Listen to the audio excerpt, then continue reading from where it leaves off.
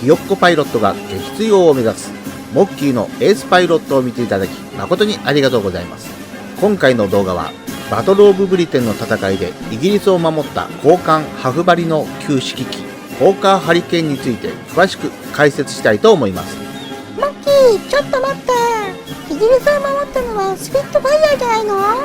確かにスピットファイヤーの活躍もイギリスを守った要因の一つだからそれは否定しないんだけど、それでもホーカーハリケーンがいなければ制空権はドイツに奪われたかもしれないし、イギリス本土上陸作戦アシカ作戦もそのまま実行されたかもしれないし、そんな窮地を救ったのもホーカーハリケーンがいたからなんだけど、そこはこれから説明するね。スピットファイヤーの開発要求がイギリス航空省から出されて、長い滞空時間のある哨戒戦闘機ゾーンファイターとして要求が出されたんだけど、それに対してハリケーンは敵爆撃機の迎撃を目的とした揚撃機インターセプターとして速度と上昇力を重視する要求だった。日本でいうところの長距離戦闘機のゼロ戦と敵爆撃機の迎撃を目的としたライデンのようなもの？そうなんだよね。要求仕様はスピットファイヤーとハリケーンではそのカテゴリーが違ったんだけど、出来上がりは同じエンジン、同じ武装、同じような航続距離で飛行性能も同じ傾向と似通ってしまったんだよね。最初の要求と異なり似通った性能だけど、ナチスドイツの台頭と世界情勢が風雲急を告げるようになったので、慌ててこの2タイプを生産することにした。この写真を見てもらえる？なんか形が似てるんだけど。そう、上がホーカーハリケーンのプロトタイプで、下が不要機のホーカーフューリー。ホーカーハリケーンは今までの実績のあるホーカーフューリーを単用化することで、とりあえず数を揃えたいという感じの戦闘機だったんだよね。設計機器は同じなのに、なんでスピットファイヤーは全金属のモノコック構造の先進的な戦闘機で、片やハリケーンはフューリーのリメイクとはいえ、交換溶接に箱を貼った骨董品のような旧式機ができるの？第一次世界大戦が終わって、航空業界は細々と経営していましたが、ある男がやってきました。社長、2年で全金属製の最新式戦闘機を900機ほど作ってくれないか？10年くらいかかるよ、その数は。しかもうちの会社、ハフバリの旧式機しか作ったことないんで、全金属製はちょっと無理かな。そりゃ困るよ社長。はよ飛行機作ったれや。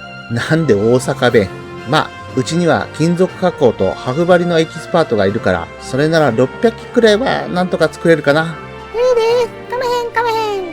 安城頼んますぜ。残り300機はスピット班に作ってもらうさかいに、一応大阪弁変換アプリを使用してます。なんだこの茶番劇は。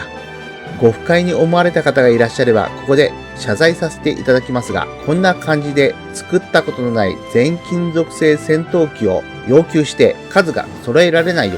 り確実に生産できる飛行機を航空省の担当者が求めたのも無理からぬ話です。ハリケーン試作1号機 K5083 は1935年11月に初飛行をしました。ロールスロイスマーリンエンジンを搭載し、ワッツ社製2枚羽の固定ピッチプロペラで、武装は試作機なので装備されていませんが、7.7mm 機重8丁と同じ重量のバラストが搭載されています。最高速度は高度4940メートルで、時速507キロを発揮し、1935年当時としては画期的な高性能戦闘機として期待を集めました。同時期に登場したドイツのメッサーシュミット BF109 試作3号機では、時速470キロだったので、いかに高速戦闘機なのかがわかります。ホーカーハリケーン最初の生産型マーク1について見ていきます。マーク1は大きく分けて3タイプあります。まずマーク1ソフトウィングは1937年4月から量産機が完成し、主翼外翼はまだハフバリで、翼の中にはブローニング303口径 7.7mm 機関銃8丁を搭載しています。エンジンは最初の量産機はマーリン2でしたが、1939年1月に油圧機構を増強したマーリン3に置き換えられました。ハリケーン本来の性能を制限していたワッツ社製木製2枚羽固定ピッチプロペラをハビラント社製3枚羽の可変ピッチプロペラに置き換えたことにより、テスト機の飛行実験では時速27キロの速度向上が見られ、離陸滑走距離も短縮され、上昇性能も向上しました。さすがに主翼のハフ張りだと空気抵抗が大きいということで、より平滑な金属外皮に換装したことにより、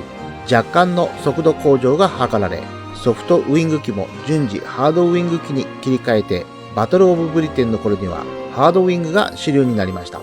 もう一つはトロピカル仕様で、中東や北アフリカで使用するために防塵フィルターを搭載したが、そのことにより吸気圧力が低下し、時速が約40キロほど低下しましたが、上昇力と運動性能の低下は許容範囲だったため、このトロピカル仕様が使われました。バトルオブブリテンが始まった1940年7月にイギリスを守る飛行中隊は約50個飛行中隊、内訳はスピットファイヤー19飛行中隊、ハリケーン22飛行中隊、他にブレニムやディファイアントなど、ほとんど戦力にならないのが9個飛行中隊。1個飛行中隊の基本編成は12機。他に予備機を4機ほど持っていると思われますので、ハリケーンが350機、スピットファイヤーが300機の計650機だけど、予備機を外すと大体500機程度で、ドイツ空軍の第2、第3航空艦隊所属機が単発戦闘機760機、総発戦闘機220機、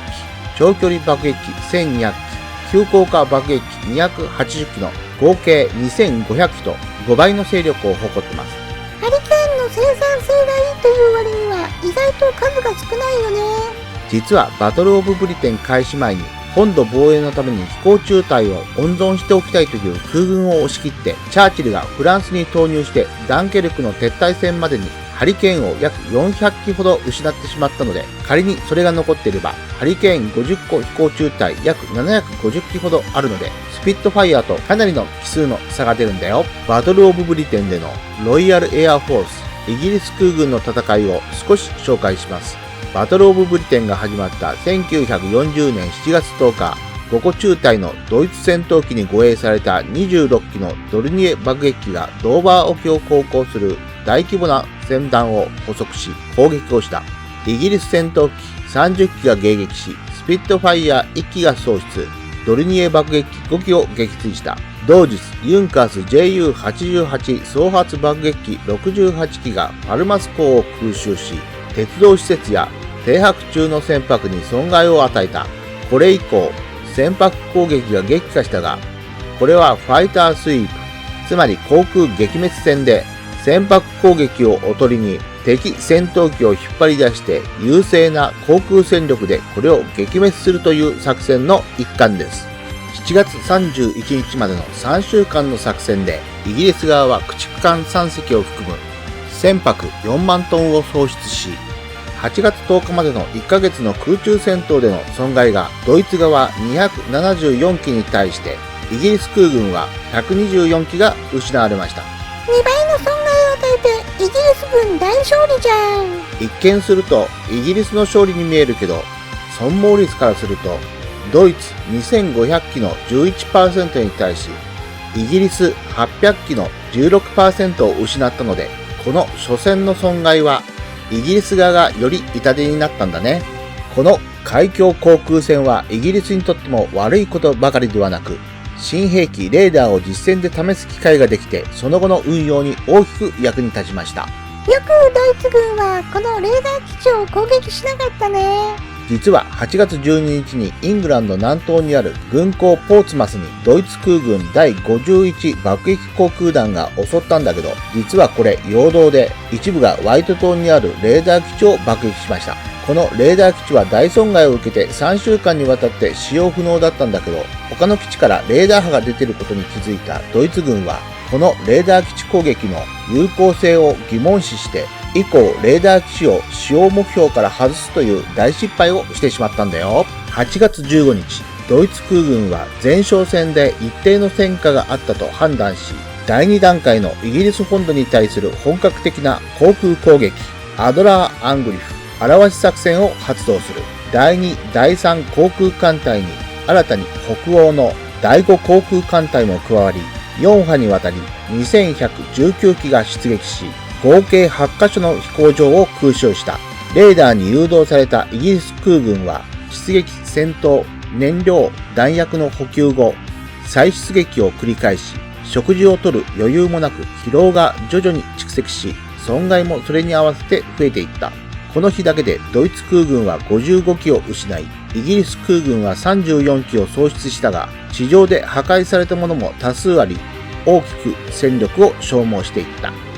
8月15日以降、航空撃滅戦が激化し、イギリス空軍の損害も増大した。戦闘機は何とか増産することで一定の機数は保てても、パイロットの損失がもはや座視できないレベルまで達して、新人パイロットはすぐに育たず、ベテランパイロットも後方に下げて休養させる余裕すらない。この頃になるとドイツ戦闘機との空中戦を避けるようになる。ドイツのメッサーシュミットの弱点は航続距離の少なさで、空中戦に入ると数分で燃料不足の警告ランプが点灯し、戦闘を中止して帰投しなくてはならず、残った爆撃機はイギリス戦闘機の格好の餌食となった。ただ、損害を出しながらも飛行場攻撃が続き、いよいよイギリス空軍落日の瀬戸際に追い込まれた。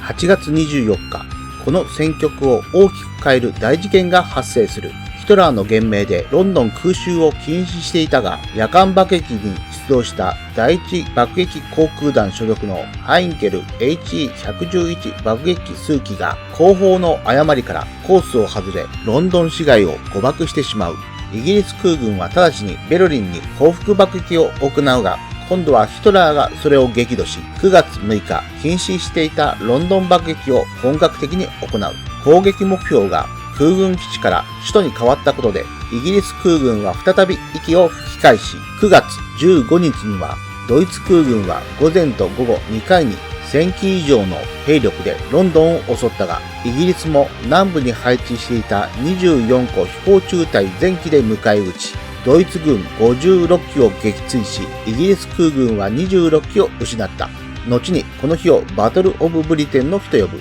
この2日後、ドイツ空軍の損害が1700機になり、ヒトラーはあまりの損害の多さに、イギリス本土上陸作戦を断念せざるを得なくなり、バトル・オブ・ブリテンの幕が下りました。性能諸言はここに記載の通りですが、ハリケーンマーク1の長所は、やはり生産性の良さといったところですね。それと、ハフ針のおかげで機銃弾が貫通して仮に布が破けても深刻なダメージを受けにくいという打たれ強さがあります。欠点は分厚い主翼のため空気抵抗を受けやすく、速度及び加速性に不利で後方視界の悪さなどがありますが、一番の欠点は 7.7mm 機銃の威力不足が挙げられます。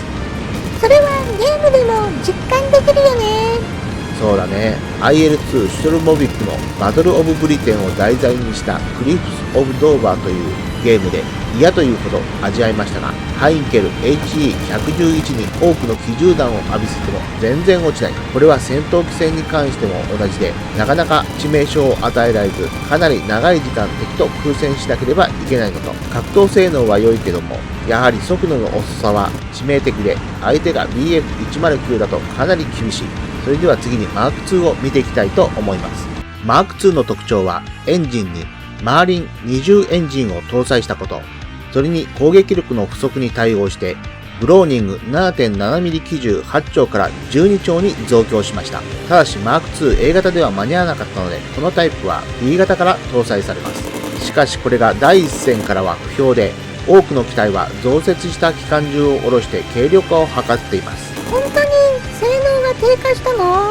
これはゲームの世界とはいえかなり実感できるね。攻撃力は12丁に増えても、そもそも威力の乏しい 7.7mm 機銃だから、敵に致命傷を与えるには銃弾を当て続けなくてはいけないのは変わらず、しかも運動性能も落ちたんで、爆撃以外だと絶望的に弱くなったって感じがするね。マーク 2C 型は待望のイスパの 20mm 機関砲4門を装備しています。機体の速度は相変わらず遅いですけど、この 20mm 機関砲はかなり良いです。破壊力は 7.7mm 機銃12丁の比ではありません。冷戦に搭載されている救急式 20mm 機関砲は方向初速が秒速 600m で、改良した2号銃でも秒速 750m と低いので、かなり近い距離でも弾の垂れが発生し、ションベン弾と言われてしまいますが、このイスパの 20mm 機関砲4門は機体から大きく飛び出る長方針のため、方向初速が秒速 900m と高く、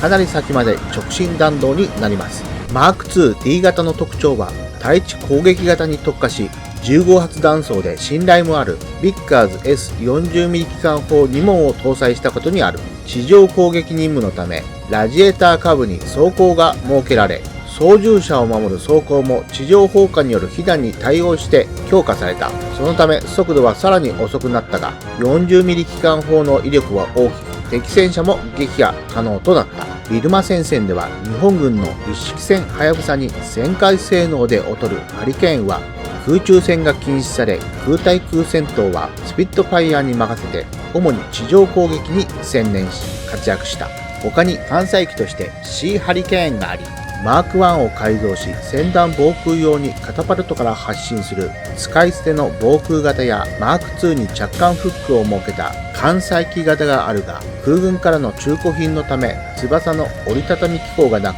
格納庫への収納は合理的ではなかったが、それでも評判は上々でした。あとはマーリン28エンジンに換装したマーク3やマーリン32エンジンのマーク5は生産されていません。マーリン24エンジンに乗せ替え、任務に合わせ兵装の切り替えができるマーク4や夜間戦闘機型、偵察型、カナダ生産型のマーク10などがあり、対戦中はイギリス、カナダ生産分合わせて14,600機が生産されました。なんかハリケーンってポンコツだと思って侮ってた。ごめんね。フランス、イギリス本土、北アフリカ、地中海、ビルマなどで戦ったハリケーンは地味だけど着実に戦果を上げて連合軍の勝利に貢献したんだよ。ハリケーンの解説はこれでおしまいですが、今回はこれらの本を参考にしています。まあ本によって記述がバラバラで全てが正しいわけではありませんが、モッキーは歴史研究者じゃないので解説が間違ってる場面もあるかもしれませんので、それはコメントなどで指摘してもらえると助かります。次回はこのハリケーンを IL2 シュトルモビックというゲームを使って乗って戦ってみたいと思います。今回のホーカーハリケーンを詳しく解説はいかがでしたでしょうか。順次コンテンツを増やしていきますので、よかったらチャンネル登録をお願いします。みーくんが可愛いと思ったら高評価ボタンを押してね。じゃあ次回も頑張って作っていきますので、みんな見てねー。